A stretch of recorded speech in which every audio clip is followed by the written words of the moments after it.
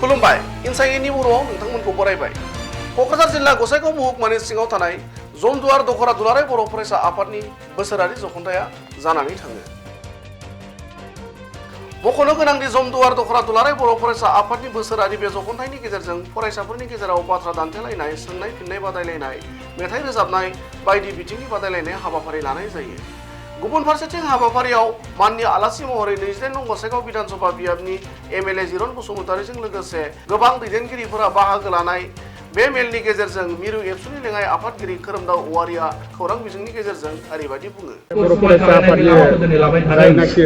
जोङो दिनै जातिखौ दानांगौबा माहारिखौ दानांगौबा जोंनि साफ्रोमबो बेवहाय बाहागो लाफैनो हानाय जोंनि दिनै जमदुवार दख'रा दुलाराय बर' फरायसा आफादा ब्रैथि बिथांमोननिया थान्दै जख'न्थाय जादों आरो बे हाबाफारिजों जों दुलाराय बर' फरायसा आफाद हिसाबै जमदुवार दख'रानि सिङाव आरो लोगोसे दुलाराय बर' फरायसा आफादा गोबां लाखानाय मावथांखिफोर दङ। दा बेखौ थान्दैयाव सावरायनानै गामिनि गोरों गोरा सुबुंफोरजों सावरायनानै आरो दिनै बे गेवलां मेलनि गेजेरजों जों बेखौनो फोरमायनो लुबैयो जे दुलाराय बर' फरायसा आफादा जिफोर खामानिखौ दिनैहाय हारि जौगानांगौनि थाखाय राव थुनलाइ हारिमु दोरोङारि खान्थि गासैबो जौगानांगौनि थाखाय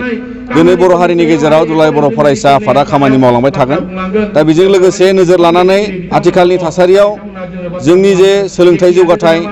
आरो जोंनि लाखानाय जि मावथांखि जे आदब आरो गुन गोनां सोलोंथाइनि मावथांखि फारसेथिं बड'फा उपेन्द्रनाथ ब्रह्मनि मुङाव मोनसे गोजोरथियारि जौगाथाय मावथांखि दा बे गासैखौबो लानानै दिनै हारि जौगानांगौनि थाखाय दुलाराय बर' फरायसा आफादनि मावथिफ्रा फिन बेबादि दिनैनि थान्दै जख'न्थायनि गेजेरजों जोङो गावजों गाव सांग्रां खालायनानै गावजों गाव ओनसोलनि जेंनाखौ लानानै ओनसोलनि समस्याखौ लानानै बावहाय सावरायनानै जों लाइमोन हान्जा हिसाबै बा जों दुलाराय बर' फरायसा आफाद हिसाबै बोरै मावलांनांगौ माबोरै राहा लानांगौ बिनि फारसे दिनै राहा लानायनि थाखाय जों बेयाव दख'रानि सिङाव बेबायदि मोनसे राहा लानायनि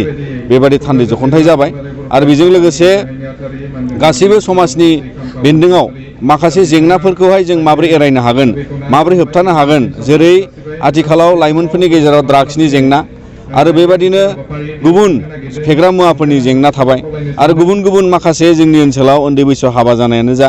आरो बेजों लोगोसे फरायसालि नागारनाय एबा फरायसालि एंगारनाय बा ड्रप आउट होनो दा बेबादिखौ गैया खालामनो थाखाय जों समाजाव दिनै दुलाराय बर' फरायसा आफादा मैखोमै जों जुजिलांगोन आरो बिनि थाखायनो जमदुवार दख'रायाबो दिनै साखाफारा जादों आरो फैबाय थानाय समाव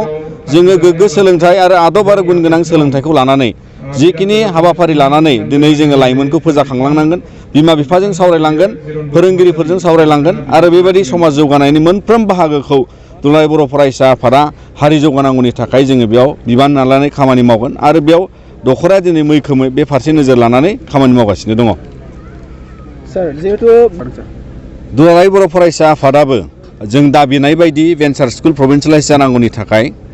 बिटिआर सुक्तिजों गेजेरजों जोङो बेवहाय मोनसे सुबिदा मोन्दों जे 6.3 क्ल'जआव फोरमायनाय बायदि गासै भेन्सार स्कुला प्रभिन्सियेलाइज जानो थांनायनि लामायाव दिनै जों सिगनेटरि आफाद हिसाबै बा सुक्तिकारि हान्जा हिसाबै जोङो